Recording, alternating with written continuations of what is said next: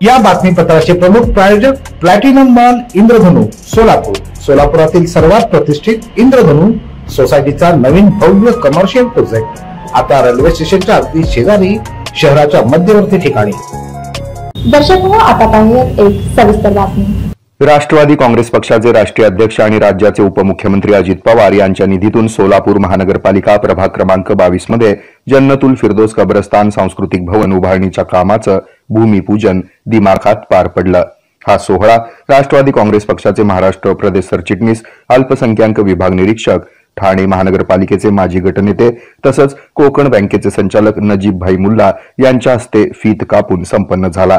या प्रसंगी शहर काजी जनाब अमजद सय्यद साहब, अब्दुल राफे, मौलाना इब्राहिम कासमी सदर, शाह इकबाल हुसैन दुर्वेश, हाजी मकबूल मोहोळकर, राष्ट्रवादी काँग्रेस पक्षाचे शहर जिल्हाध्यक्ष संतोष पवार, कार्याध्यक्ष जुबेर बागवान, जन्नतुल फिरदौस मुस्लिम कब्रस्तान ट्रस्टचे अध्यक्ष पैगंबर इमाम शेख, माजी नगरसेवक तौफिक शेख, माजी स्थायी समिती सभापती रियाज हुंडेकरी, प्रदेश उपाध्यक्ष तथा माजी नगरसेवक आनंद चंदनशिवे, गणेश पुजारी, रियाज खैरदी, माजी नगरसेविका नूतन प्रमोद गायकवाड, प्रदेश सचिव इरफान शेख, अल्पसंख्याक आयोग सदस्य वसीम बुरहान, माजी परिवहन समिती सभापती आनंद मुस्तारे, फारुख मटके, रियाज शेख, सायरा शेख यांसह शहरातील अनेक मान्यवर, धार्मिक नेते आणि समाजसेवक यावेळी उपस्थित होते। या महत्वाकांक्षी प्रकल्पासाठी 50 लाख रुपयांचा निधी नगरसेवक आणि प्रदेश उपाध्यक्ष किसन जाधव आणि माजी नगरसेवक नागेश गायकवाड यांच्या विशेष प्रयत्नातून मंजूर करण्यात आला आहे। यावेळी बोलताना किसन जाधव म्हणाले की सोलापूर महानगरपालिकेवर गेल्या 3 वर्षापासून प्रशासकीय राजवट असल्यानं नागरिकांना मूलभूत सुविधांचा अभाव भासत होता। या पार्श्वभूमीवर उपमुख्यमंत्री अजित पवार आणि प्रदेशाध्यक्ष सुनील तटकरे यांच्या मार्गदर्शनाखाली प्रभाग 22च्या सर्वांगीण विकासासाठी कोट्यावधी रुपयांचा निधी मंजूर झालाय। या भूमिपूजन सोहळ्यास प्रभागातील नागरिक मोठ्या संख्येने उपस्थित राहून जाधव गायकवाड यांच्या सर्वसमावेशक विकासाच्या संकल्पनेला उत्स्फूर्त प्रतिसाद देत होते। तो कल बताया किशन जाधव साहब तो बीजेपी के साथ है, मगर मैं यकीन के साथ कहता हूँ कि सेक्युलर विचारधारा आज तक गई नहीं। 2 दिन पहले हम अमननगर गए थे, वहां के आमदार मैं निशान सिद्दीकी और सना मलिक के जो आमदार है, तो पतंगों के साथ लेकर गया था। मैं उनको घुमा रहा हूँ महाराष्ट्र सब जगह। 9 करोड़ रुपया दिया गया और वहां भी कब्रस्तान के काम हुए, मुस्लिम मोहल्लों में गलियों के काम हुए, स्कूल के काम हुए, शादी महल बनाया गया कि यहाँ के 12,000 वोटर हुआ मुसलमान। 14वां शहर है खंदेश के अंदर।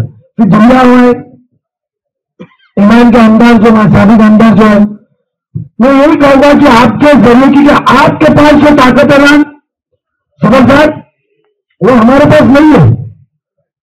हम यह बयान करते वक्त कोई अंग्रेजी आए तो ले लेगा, फोन पे बात कर लेगा, तो आपके पास जो मेंबर की ताकत सुन्नती तौर पर अल्लाह के जरिए से आपको जो मिली है कि आज पलटने को भी इंसान आपके खुतबे के वक्त, आपके तकरीर के वक्त 4 बार सोचता है कि मुझे गुनाह नहीं हो जाए।